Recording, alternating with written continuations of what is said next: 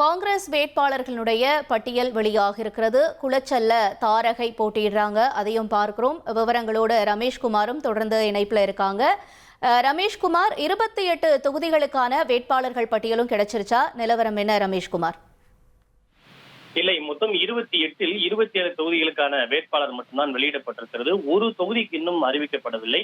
அநேகமாக இன்று இரவு அல்லது நாளைக்குள் வெளியிடப்படும் என்று எதிர்பார்க்கப்படுகிறது.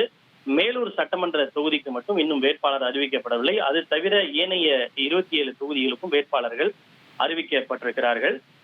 இதில் முன்னாள் தமிழக காங்கிரஸ் கமிட்டியினுடைய தலைவராகவும் நாடாளுமன்ற உறுப்பினராகவும் இருந்த திருநாவுக்கரசர் அவருடைய மகன் ராமச்சந்திரனுக்கு அறந்தாங்கி தொகுதியிலே போட்டியிட வாய்ப்பு வழங்கப்பட்டிருக்கிறது. திருநாவுக்கரசர் 2019 மக்களவை தேர்தலின் போது திருச்சி மக்களவை தொகுதியிலே போட்டியிட்டு வெற்றி பெற்றவர்.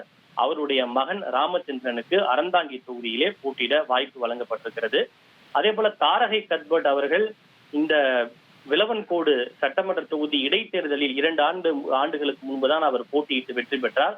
ஆனால் இந்த முறை அவருக்கு விளவன்கோடு தொகுதிக்கு பதிலாக வேறு ஒரு தொகுதிக்கு குளச்சல் தொகுதியினுடைய வேட்பாளராக அறிவிக்கப்பட்டிருக்கிறார். விளவன்கோடு தொகுதியில் தற்போது பாஜக சார்பில் ஏற்கனவே அந்த தொகுதியில் போட்டியிட்டு வெற்றி பெற்ற விஜயதாரணி போட்டியிடுவதால் விளவன்கோடு தொகுதியினுடைய காங்கிரஸ் வேட்பாளராக டிடி பிரவீன் என்பவர் வேட்பாளராக அறிவிக்கப்பட்டிருக்கிறார்.